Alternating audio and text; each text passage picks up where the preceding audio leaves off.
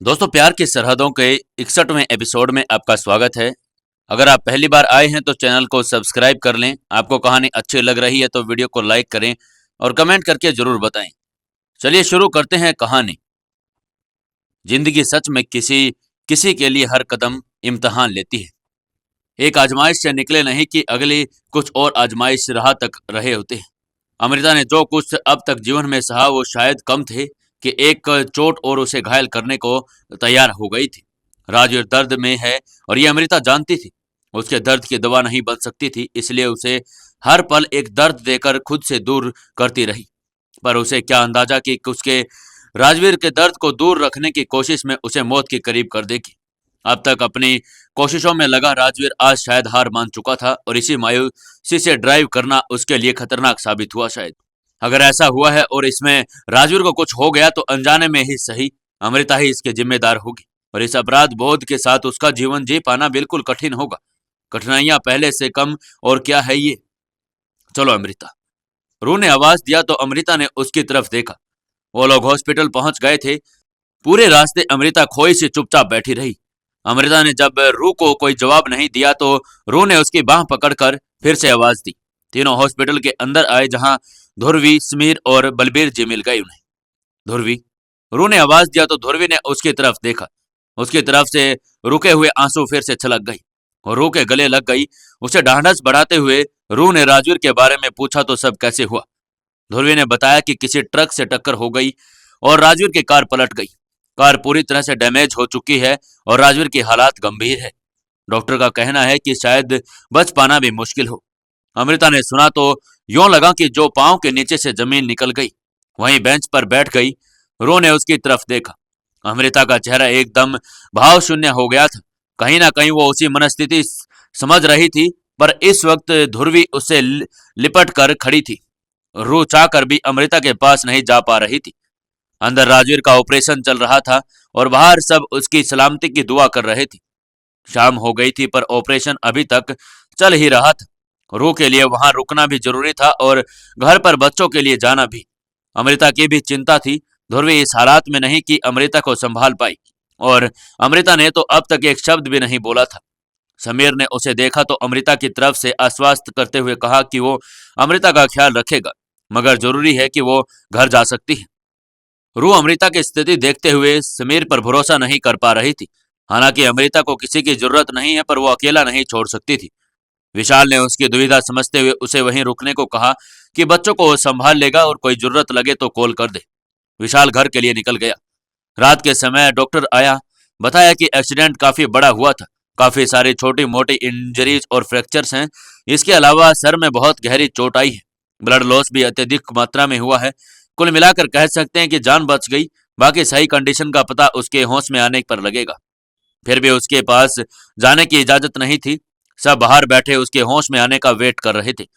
राजवीर के बारे में सुनकर राहत थी, मगर जब तक वो होश में ना आकर बात न कर ले मन को पूरा चैन नहीं पड़ सकता था। समीर ने देखा तो सबके लिए कुछ खाने को ले आया।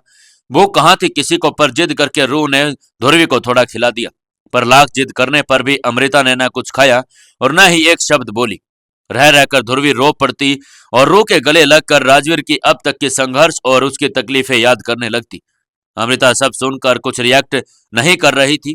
रह रहकर उसके कानों में ध्रुवी की एक ही बात गूंज रही थी कि ऐसा कौन सा गुनाह है राजवीर से कि उसके जीवन में एक पल की खुशी नहीं। कहीं ना कहीं यह सवाल अक्सर उसके मन में भी उठता था कि ऐसा क्या गुनाह किया उसने कि उसे खुश होने का हक नहीं। मन भारी हो रहा था। वो उठकर बाहर आ गई। रू ने देखा तो मन हुआ कि उसके पीछे चले जाए, पर उसके स्वभाव को देखते हुए उसे अकेला छोड़ना ही सही लगा। सुबह हो गई थी पर राजवीर को अभी तक होश नहीं आया था और न ही अमृता लौटी थी। समीर चिंतावश 2-3 बार उसे देखकर आया था। बाहर वो चुपचाप अकेली बैठी हुई थी। उससे बात करना और अंदर चलने को लिए कहने की हिम्मत नहीं थी उसमें। बस उसे देखकर लौट आता। सुबह में समीर ने रू से कहा तो वो जाकर अमृता को अंदर लेकर आ गई। इधर बच्चों को स्कूल भेजकर विशाल वंश के साथ वहां चला आया। वो नहीं रुक रहा था। रू ने भी देखकर वो खुश हो गया। कुशल कैसा है? मुझे ढूंढ तो नहीं रहा था? इतने समय में पहली बार अमृता ने कुछ बोला था। वो आपको न ढूंढे ऐसा हो ही कहां सकता है।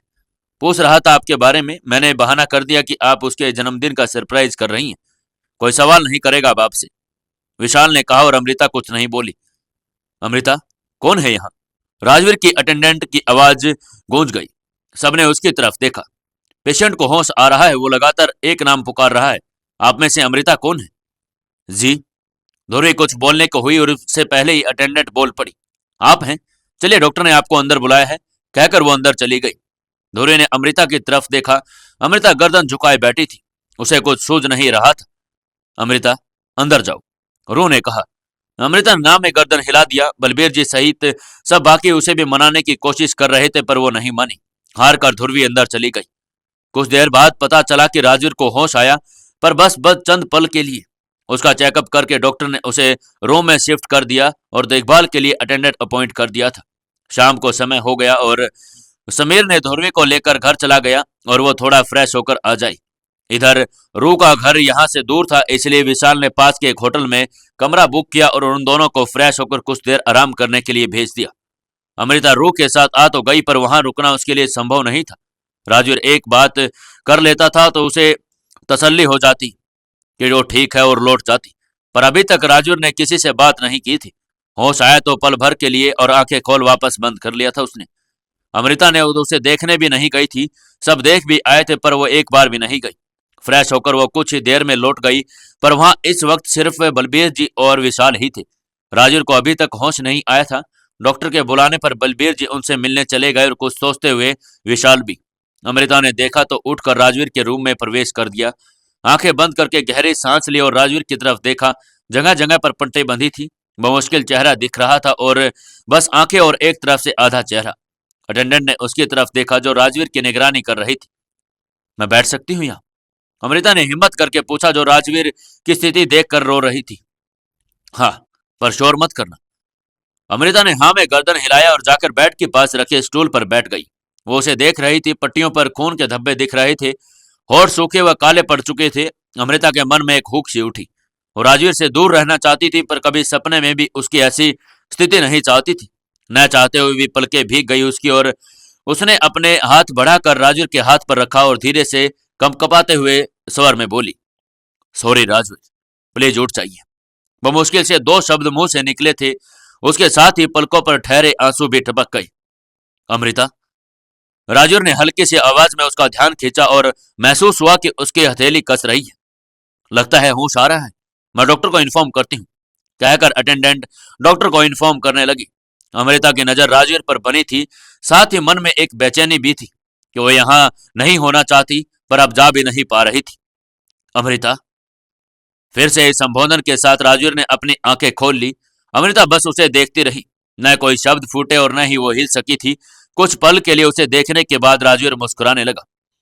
आप ठीक है, मैंने डॉक्टर को इन्फॉर्म कर दिया है, वो आ ही रहे हैं, नर्स ने वहां आकर कहा। राजवीर की नजर ऊपर पर पड़ी तो उसके सर पर सल पड़ गई। इधर उधर देखते हुए उसने उठने की कोशिश की, पर हिलने में समय बहुत ही तेज दर्द हुआ। उठना नहीं, लेटे रहिए, अमृता ने एकदम उसे रोकते हुए बोली और उसके कंधे पर हाथ रख दिया। राजवीर ने उसकी तरफ देखा और अपने पलके झपकाते हुए बोला, मैं यहाँ कैसे आया? हम तो घर जा रहे थे ना, सबको अपनी शादी के बारे में बताने के लिए, पर यहाँ क्या हुआ मुझे? मैं यहाँ हॉस्पिटल में कैसे? राजवीर की बात सुनकर अमृता एकदम से जड़ सी पड़ गई। उसका पूरा शरीर ठंडा पड़ गया था। अमृता, कुछ बोल क्यों नहीं रही हो? और ये कैसा हाल कर रखा है? वो साड़ी कहाँ है जो पहन रखी थी तुमने? हम यहाँ क्या कर रहे हैं? मेरा सर इतना क्यों दुख रहा है? राजवीर ने अपने सर पर हाथ रखना चाहा, पर उसका हाथ नहीं उठा। नर्स ने उसे रोकते हुए चुप रहने का कहा। वहीं अमृता दो कदम पीछे हट गई। उसके कुछ समझ नहीं आ रहा था। वहीं दरवाजे पर डॉक्टर के साथ आए बलबीर जी भी उतने ही स्तब्ध थे। डॉक्टर आकर राजवीर को देखने लगे। अमृता तेजी से बाहर निकल गई। क्या होगा आगे? अमृता चली जाएगी या फिर वहां पर वापस रुकेगी? जानने के लिए जुड़े रहिए हमारी इस कहानी के साथ। दोस्तों, प्यार की सरहदों के 62वें एपिसोड में आपका स्वागत है। चलिए शुरू करते हैं कहानी। अमृता, कुछ बोल क्यों नहीं रही? और ये कैसा हाल कर रखा है? साड़ी कहाँ है वो जो तुमने पहन रखी थी? हम यहाँ क्या कर रहे हैं और मेरा सर इतना दुख क्यों रहा है? राजवीर ने अपने सर पर हाथ रखना चाहा, पर उसका हाथ नहीं उठा। नर्स ने उसे रोकते हुए चुप रहने को कहा। वहीं अमृता दो कदम पीछे हट गई। उसके कुछ समझ नहीं आ रहा था। वहीं दरवाजे पर डॉक्टर के साथ आए बलबीर जी उतने ही स्तब्ध खड़े थे। डॉक्टर आकर राजवीर को देखने लगे। अमृता तेजी से बाहर निकल गई। दिमाग एकदम फिर से ब्लैंक हो गया था उसका राजवीर की बात सुनकर। जो शंका उसके मन में उठी थी, मन ही मन उसके गलत होने की प्रार्थना करने लगी कि ऐसा हुआ तो सब कुछ बुरी तरह से उलझ जाएगा। न तो वो राजवीर से ऐसे हालात में दूर हो पाएगी और उसके पास होना, नहीं, बहुत बड़ी कश्मकश की स्थिति उत्पन्न हो जाएगी उसके सामने। उसकी प्रार्थनाएं कब कबूल की थी भगवान ने, जो अब करते। जो शंका उसे हुई थी वो सच साबित हुई। डॉक्टर ने बताया कि सर पर गहरी चोट लगने के कारण राजवीर को मेमोरी लॉस हुआ है। जिंदगी के कुछ हिस्से याद है और कुछ वो भूल चुका है। यह भी कैसी विडंबना थी कि उसे जिंदगी वहीं तक याद है जहां उनके जीवन का खुशनुमा दौर चल रहा था। उसके बाद के उतार चढ़ाव कुछ भी याद नहीं। सोचते हुए अमृता धम से वहीं बेंच पर बैठ गई। समीर और ध्रुवी अब तक वहां आ गए थे। वो सब डॉक्टर के पास पहुंचे तो सबको राजवीर की स्थिति से अवगत करवा रहे थे। उसकी हर कही बात के साथ अमृता मानो जड़ होती जा रही थी। राजवीर की स्थिति जैसे जैसे डॉक्टर बता रहे थे, उसके लिए सावधानियां समझा रहे थे, अमृता असहज होती जा रही थी। एक और आजमाइश, एक और परीक्षा जीवन की। नहीं, अब यह उसके बस का नहीं था। अमृता, सुना ना तुमने डॉक्टर ने क्या कहा? ध्रुवी ने अमृता के कंधे पर हाथ रखते हुए कहा। अमृता ने गर्दन उठाकर उसकी तरफ देखा पर कुछ नहीं बोली। क्या सोच रही हो अमृता? डॉक्टर ने कहा, और भाई के दिमाग पर जरा भी प्रेशर उन्हें नुकसान पहुंचा सकता है। उन्हें कुछ भी जबरदस्ती याद दिलाया तो वो खो सकते हैं हम उन्हें। अमृता, शायद किस्मत फिर से यही चाहती है कि तुम अपने रिश्ते को एक मौका और दो। एक बार सोच कर देखो, भाई के लिए। अमृता ने थूक निगलते हुए अपना गले को तर किया और यथासंभव अपनी हिम्मत बटोर कर साहसी बनी रही। वो अभी कोई प्रतिक्रिया नहीं दे पाई थी और बलबीर जी की नम आंखें लिए हाथ जोड़कर उससे आगे खड़े हो गई। अमृता ने खाली आंखों से उसकी तरफ देखा। समझ तो रही थी कि क्या कहना चाह रहे थे, पर व्यक्त नहीं करना चाह रही थी। मैं जानता हूं, जो भी कुछ मैंने तुम्हारे साथ किया उसकी कोई माफी नहीं है। शायद हर सजा भी कम ही हो। देखो ना, मेरा बेटा कह कर निकला था कि कभी मुझसे बात नहीं करेगा, और क्या हो गया? इस तरह वो मुझसे बात करे कभी नहीं तो चाहा था मैंने। मैं जानता हूँ ये सब तुम्हारे लिए बहुत मुश्किल है, पर राजवीर की जान बचाने का यही रास्ता है कि हम सब उसकी तरह ये सब साल भूल जाएं। अगर तुम्हें अपने आसपास नहीं देखेगा तो 10 साल सवाल करेगा। किसी भी तरह का तनाव उसके लिए हानिकारक हो सकता है। हाथ जोड़कर भीख मांगता हूँ, मेरे बेटे के जीवन में वापस चले आओ। बलबीर जी अपनी बात कह रहे थे और अमृता का जी बैठा जा रहा था। वो नहीं चाहते थे कि राजवीर ऐसा हो जाए, पर उसके लिए करना बस की बात नहीं था। राजवीर सब भूल चुका था और उसके लिए जीवन नॉर्मल हो चुका था, पर अमृता, उसके लिए सब एक और असहनीय पीड़ा का आमंत्रण था। उसने एक गहरी सांस ली और उठकर सीधे बाहर निकल गई। ध्रुवी समीर सब उसे आवाज देते रहे पर वो नहीं रुकी। बलबीर जी बलहीन होकर वहीं बैठ गए। विशाल ने उनका कंधा थपथपाया और अमृता के पीछे चला गया। ध्रुवी और समीर अमृता को आवाज दे रहे थे, उन्हें रोकते हुए, देखते हुए और चलते हुए जा रहे थे। समय दीजिए उन्हें। जो बात कहने में चंद सेकंड लगते हैं, उन्हें कहने करने में जीवन पर दांव लग जाता है। जो उम्मीद आप उनसे कर रहे हैं, एक बार उनकी जगह खुद को रख कर देखिए, और ये क्या इतना आसान है? पर राजवीर, उनके साथ कुछ बुरा हो अमृता जी भी नहीं चाहेंगी। अभी भी अचानक से बहुत कश्मकश में उलझी हैं वो। समय दीजिए उन्हें, बहुत मजबूत है वो और बहुत समझदार भी। विशाल ने कहा और उन्हें अंदर जाने के लिए कहकर अमृता के पीछे चला गया।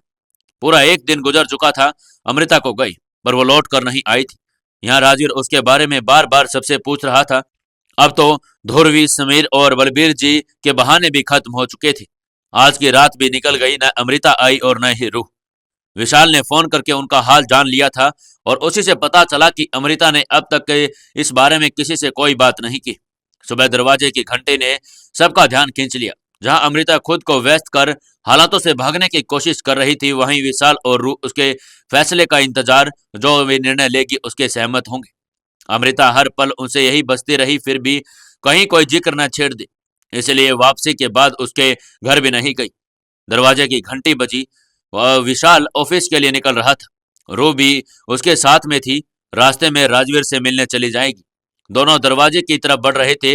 आकर दरवाजा खोला। बलबीर जी और ध्रुवी समीर वहीं पर खड़े थे। विशाल और रू को तो अंदाजा हो गया था कि वो लोग क्यों आए हैं, तो ज्यादा हैरान न होते हुए अंदर बुलाया और सब अंदर आ गई। अमृता कहाँ है? ध्रुवी ने सब और देखते हुए सवाल किया। वो यहाँ नहीं है, हॉस्पिटल से आने के बाद वो हमसे भी नहीं मिली, रू ने जवाब दिया। रू प्लीज उसे समझाओ, भाई हर समय उसके बारे में पूछते हैं, ऐसे में उनकी तबीयत और बिगड़ जाएगी। प्लीज बुलाओ उसे। ध्रुव की बात और उन सबको देखकर रू का मन पसीज रहा था। वो अमृता की स्थिति भी जानती थी, जो यहाँ तक कोई नहीं जानता। तो ये सब अमृता के लिए कतई आसान नहीं था। वो उसे समझ नहीं आ रहा था कि इस पर राजवीर का क्या सोचे और अमृता का। किसी हालात में अमृता को और तकलीफ नहीं देना चाहती थी। देखो रू, हमें पता है सिचुएशन बहुत कॉम्प्लिकेटेड है, पर कठिनाइयों को एक पल के लिए साइड में रख दे तो हो सकता है इस सिचुएशन का बेनिफिट हमें मिले। हो सकता है, पर जीवन का ये मोड़ उन दोनों की जिंदगी में फिर से खुशियां भर दे, समीर ने कहा। तो कहीं न कहीं रू के मन में एक छोटी सी आस जो छुपी थी उसे हवा मिल गई। हो सकता है ईश्वर अब अमृता का जीवन संवारना चाहता हो, पर जिस एक डर के साए में है वो कि कुशल उससे दूर न हो जाए, उससे भी निजात पाने का कोई रास्ता मिल जाए। रू ने अमृता को कॉल किया और घर बुलाया। अमृता ने आनाकानी करते हुए कहा कि वो कोई वक्त पर किसी से बात नहीं करना चाहती, पर रू के कहने पर कि सब लोग आए हैं, वो नहीं आई तो सब स्कूल पहुंच जाएंगे। अमृता के पास कोई ऑप्शन नहीं बचा था, सो हाँ कह दिया। वो घर पहुंची तो सबको अपना इंतजार करते पाया, पर वो इस स्थिति में के लिए खुद को पूरी तरह तैयार करके आई थी। आते ही उनकी तरफ देखकर बोली, मेरे ख्याल से वहां से आकर मैंने अपना फैसला बता दिया था, तो आप सबके यहाँ आने की कोई औचित्य नहीं बचता। पर आ ही गए हैं तो साफ शब्दों में मेरा निर्णय सुन लीजिए कि बहुत दुख के साथ कह रही हूँ कि मैं आप लोगों के लिए कुछ नहीं कर सकती। अमृता, मैं अपनी बात कह चुकी हूँ ध्रुवी, अब मुझे नहीं लगता कि इस पर और कोई बहस की जरूरत है। जरूरत है अमृता, भाई की जान का सवाल है। एक दिन में वो 100 बार तुम्हें ढूंढ चुके हैं। समझ रही हो कि क्या हालात होगी उनकी और क्या हालात है हमारी। उन्हें डॉक्टर के भरोसे छोड़कर यहाँ चले आए। अब हमारे बहाने भी खत्म हो चुके हैं। सॉरी ध्रुवी, चाहे जैसे करो पर मुझे इससे दूर रखो। मुझसे नहीं होगा। क्यों नहीं होगा अमृता? ये मत कहना कि भाई के लिए अब तुम्हारे दिल में कोई जगह नहीं। पर अगर नहीं है तो चलकर हमारे साथ उन्हें सच बता दो और दे दो उनको और खुद को हर कसमकस से मुक्ति। अमृता की मुठ्ठियां कस गई। गले तक उभरे नस बता रही थी कि किस कदर होल्ड कर रही थी वो खुद को। रू, इनसे कह दो कोई फायदा नहीं होगा किसी तर्क वितर्क का। रू की नजर उस पर थी और वो समझ पा रही थी कि इतनी बात कहते हुए उसने कितनी मेहनत करनी पड़ रही थी। ध्रुवी, रहने दो, रू ने कहा। रू, तुम भी जानती हो ना कि भाई की जान पर बन सकती है। अमृता, तुम इतनी पत्थर दिल कैसे हो सकती हो कि अब भाई की जान की परवाह नहीं। वो हर समय तुम्हें पुकार रहे हैं, उनकी आवाज तुम्हारे कानों तक नहीं पहुंच रही। अमृता, कभी प्यार किया था उनसे, उसके नाते ना सही, इंसानियत के नाते ही बचा लो मेरे भाई को। हाथ जोड़ती हूं तुम्हारे आगे। ध्रुवी ने रोते हुए घुटनों पर बैठ गई। अमृता का गला भर आया, पर उसे आगे होकर ध्रुवी को उठाया भी नहीं गया। जानता हूं अमृता, आज तुम इतनी कठोर बनी हो उसमें कहीं ना कहीं दोषी मैं भी हूं, पर केवल दोषी हूं, राज नहीं। उसने हर पल तुमसे वफा निभाई, चाहे तुम उसके पास थी या नहीं तब भी। पिछले 7 सालों में एक दिन भी ऐसा नहीं गया जब उसने तुम्हें याद न किया हो। हर पल तड़पा है और उसकी हर तड़प के गवाह हैं हम। बेकसूर होकर भी बहुत सजा पा चुका है वो। कम से कम अब तो उसे माफ कर दो। मुझे जो सजा देनी है दे दो, चाहे राज के साथ कहीं दूर चली जाओ। राज की कसम, तड़पता रहूंगा उसे देखने के लिए, पर कभी उसके सामने नहीं आऊंगा। बलबीर जी बोले, सबको सिर्फ अपनी पड़ी है। बहन को अपना भाई नजर आ रहा है, पिता को अपना बेटा। मेरा क्या? मैं तो न तब किसी को नजर आई न ही अब। माफ कीजिए सिंह साहब, पर जब जहां सारा स्वार्थ की राह पर अग्रसर है, तो मुझे भी स्वार्थी होने का हक है। मैं नहीं लौट सकती उन राहों में जहां हर कदम मेरा वजूद लहूलुहान होता रहा। अमृता ने कहा, तुम ऐसा क्यों सोचती हो? राज प्यार करता है तुमसे, और वो तो अब सारी कड़वाहट और बुरे लम्हे भूल चुका है, तो तुम्हें चोट पहुंचाने का तो कभी सोच भी नहीं सकता। समीर ने कहा, यही तो सबसे बड़ी चोट है समीर सर। वो भूल गए हैं, पर ये नहीं भूले कि मैं उनकी पत्नी हूं। समझ रहे हैं इसका मतलब? वो तो तुम हो ना, शादी की है बकायदा तुम दोनों ने। बलबीर जी ने कहा तो अमृता एकदम से बोली, ये आपको तब याद नहीं आया जब मुझे दूध में पड़ी मक्खी के जैसे निकाल कर फेंक दिया था, बिना ये सोचे कि मेरा क्या होगा। आज जब बात अपने बेटे पर आ गई तो फिर सब याद आ गया आपको। बलबीर जी नजर झुकाकर खड़े हो गए, तर्क रहित हो चुके थे, और अमृता ने के आगे। रू अमृता के पास आई और उसका हाथ थाम कर उसे बिठाया उसके सामने घुटनों पर बैठकर उसकी तरफ देखकर बोली, अमृता, मेरी बात आराम से सुन। मैं समझती हूँ तेरी स्थिति आसान नहीं है तेरे लिए ये सब करना, पर सोच कहीं इस वजह से राजवीर को कुछ हो गया तो सहन होगा तुझसे? अमृता कुछ नहीं बोली, पर आंखों में नमी झिलझिला आई जो सब बयान कर रही थी। सोच जरा क्यों राजवीर की यादाश्त वहीं जाकर रुकी जहां से तुम दोनों की जिंदगी एक नए पड़ाव की ओर बढ़ रही थी। 6 महीने आगे पीछे भी तो हो सकती थी, जहां तुम दोनों का ब्रेकअप हो गया था और जहां तुम उनसे हमेशा के लिए दूर हो चुकी थी। हो सकता है ईश्वर का कोई इशारा हो सकता है कि तेरे संघर्षों का अंत लिखा हो, पर क्योंकि अक्सर जब अंधेरा हो हद से बढ़ चुका होता है तो सूचक होता है कि सवेरा अब निकट आ गया है। रूह, तुम तुम सब। अमृता का गला भर आया था। हाँ, मैं जानती हूँ मेरी जान, पर उसके साथ तुझे फिर से मुस्कुराते हुए देखना चाहती हूँ। और जाने क्यों मन में एक उम्मीद जग रही है कि अब तेरी जिंदगी में सब अच्छा होगा। जिंदगी एक मौका दे रही है। हिम्मत करके खुद पर यकीन करके तू भी मौका देकर देख। मेरा मन कहता है कि सब अच्छा होगा। रू चुप हो गई। अमृता कुछ देर उसकी तरफ देखते रही, फिर नाव में गर्दन हिलाकर उठकर खड़ी हो गई। ये सब इतना आसान नहीं है। कोई बच्चों के बारे में क्यों नहीं सोच रहा? उन्हें किस बात की सजा से दूर रहना पड़ेगा? नहीं, मैं कुशल से दूर नहीं रह सकती। उसके बिना सांस नहीं आती मुझे। अमृता ने तर्क दिया, जबकि कहीं ना कहीं वो इससे ज्यादा राजवीर के उस वक्त पहुंचने में घबराई हुई थी जब उनका रिश्ता प्रेम से पूर्ण था। घबरा रही थी कि उसके पास रहने से उसकी नजर उसकी करीबी। बच्चों की चिंता मत करो, हम उसे घर ले चलेंगे और मैं ध्यान रखूंगा उन दोनों का, धुरवीर बोली। अमृता ने उसकी तरफ देखा। हाँ, मैं ध्यान रखूंगी उनका, और भाई को अभी हॉस्पिटल से घर आने में समय लगेगा। तब तक कोई ना कोई रास्ता सोच लेंगे हम, और हो सकता है कि तब तक वो ठीक भी हो जाए। डॉक्टर ने कहा कि न यादाश्त जल्दी वापस आ सकती है, और हम उम्मीद कर सकते हैं तुम बस भाई के साथ रहो जब तक उनकी हालात कुछ सुधर नहीं जाती। फिर सब समय देखकर हम सब उन्हें बता देंगे। अमृता कुछ नहीं बोली तो रू उसके सामने आकर खड़ी हुई और उसके हथेली थामते हुए धीमे स्वर में बोली, जो एकदम से सर्द हो चुकी थी। मैं तेरी कसमकस समझ रही हूँ। तेरी घबराहट भी, वो भी तुम्हें अपनी पत्नी समझते हैं, जबकि अब चीजें बदल चुकी है। पर अभी ये क्या सोच रही है? अभी उनके जख्म भरने में बहुत समय लगेगा। तब तक उनका ख्याल रख, ध्यान रख। जब वो ठीक हो जाएं और तब भी तुझे आगे नहीं बढ़ना तो सब कुछ बताकर दूरी बना लेना। ये सब उतना आसान नहीं है रू, जितना लगता है। उनके सामने हर बार कमजोर पड़ी हूं मैं नहीं कर पाऊंगी सब हैंडल। तुम तो समझो मेरी बात को। सब भूलना आसान नहीं होता, और जिसमें यादों के सिरे से जुड़ो हो और उनके साथ रहकर तो बिल्कुल भी नहीं भूल सकते। बीता हुआ वक्त नहीं लौटता रूह, कोई क्यों नहीं समझता। अमृता अपनी जद्दोजहद से निकल नहीं पा रही थी। माफी चाहूंगा अमृता जी, पर कुछ कहना चाहता हूं आपसे। विशाल, जो अब तक सुन रहा था, अपनी चुप्पी तोड़ते हुए कहा। अमृता के साथ बाकी सबकी नजर उसकी तरफ उठ गई। जिंदगी अनियमितताओं से भरी हुई थी। इंसान का सोचा हुआ शायद ही कभी घटित होता है। जिंदगी में हर लिखे संघर्ष को सबको झूंझना पड़ता है, और आप जैसे फाइटर तो अकेले दुनिया का सामना करती आई है। इस तरह कदम पीछे खींचे ये वाजिब नहीं है।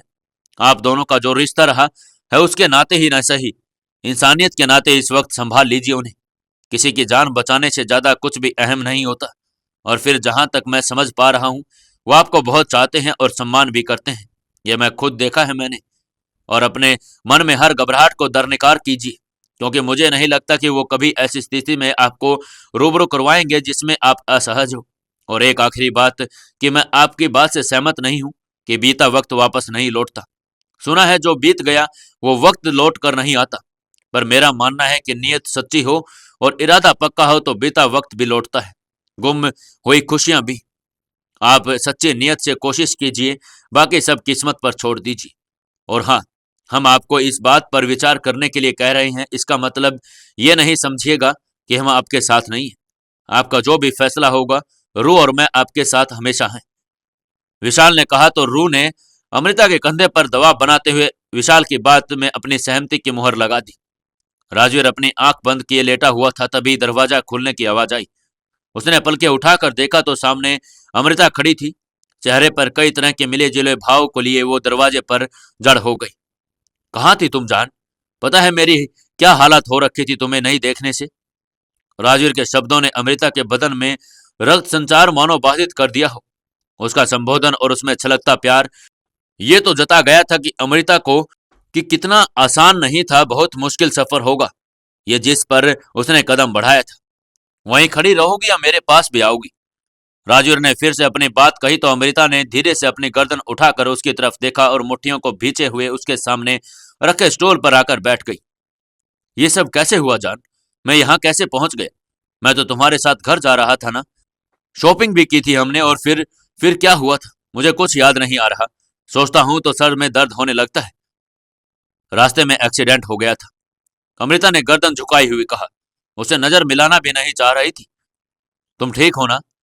पता है जब ध्रुवी ने बताया कि एक्सीडेंट हुआ था रास्ते में तो तुम्हारा ख्याल आया। तुम भी साथ में तो थी। जैसे तुम चली गई थी मैं डर गया था कि कहीं कुछ हो तो नहीं गया तुम्हें। मैं ठीक हूं राजवीर, आप आराम कीजिए। अभी ज्यादा बात करना ठीक नहीं है आपके लिए। तो मेरी तरफ देख क्यों नहीं रही हो और मिलने क्यों नहीं आ रही थी? राजवीर ने पूछा पर अमृता ने कोई जवाब नहीं दिया। उसे समझ नहीं आ रहा था। समझ रहा हूं, घबरा गई थी ना मेरे लिए, कहीं मुझे कुछ हो तो ना गया हो। नहीं देख पा रही होगी मुझे इस तरह। राजवीर की बात ने अमृता की आंखें नम कर दी और उसने गर्दन नहीं उठाई। मैं ठीक हूं जान, तुम बस मेरे सामने रहना तो बहुत जल्दी पूरी तरह से ठीक हो जाऊंगा। राजवीर ने अमृता के हाथ पर हाथ रखते हुए कहा। अमृता ने अपनी हथेली खींचना चाह रही थी पर खींच नहीं पाई। पता है जान, सिर्फ कल के दिन ही नहीं देखा तुम्हें और यूं लग रहा जैसे सालों से नहीं देखा हो। लग रहा है जैसे बहुत दूर चली गई हो तुम, जबकि मेरे पास ही हो। मेरी तरफ देखो जान। राजवीर ने उसकी हथेली कसते हुए कहा। अमृता ने हिम्मत जुटाकर उसकी तरफ देखा। आई लव यू जान, बहुत प्यार करता हूं तुमसे, खुद से भी ज्यादा। बर्दाश्त नहीं कर पाऊंगा तुम अगर पल भर को भी दूर हुई। अमृता ने उसकी आंखों में देख रही थी जहां अथाह प्यार भरा पड़ा था। कैसा खेल रच दिया था नियति ने कि एक वक्त पर जब ये सब प्रेम अमृता का सुकून हुआ करता था, आज उसे बेचैन किया जा रहा था।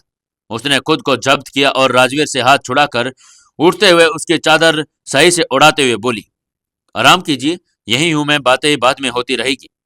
राजवीर गौर से उसे देख रहा था और मुस्कुराते हुए बोला, बदल सी गई हो जान, कुछ थकी सी भी लग रही हो और थोड़ी मोटी भी। पर एक दो दिन में ऐसा नहीं हो सकता ना? लगता है दवाइयों का असर हो रहा है। सो जाइए। अमृता बस इतना ही बोल पाई और आकर स्टूल पर बैठ गई। राजवीर ने कुछ देर तक उसे देखा, फिर उसकी हथेली थामे अपनी आंखें बंद कर ली। कुछ देर बाद अमृता ने उसकी पकड़ कमजोर महसूस की तो अपना हाथ छुड़ाकर और बाहर निकल गई और सीधे वॉशरूम की तरफ भागी। जल्दी जल्दी अपने चेहरे पर पानी के छींटे मारने लगी। सच में यह सफर बहुत मुश्किल होने वाला था उसके लिए, और जहां न जाने उसे कितनी बार टूटना और संभलना था। क्या होगा अब आगे? आखिर क्या यादाश्त वापस आ जाएगी राजवीर की?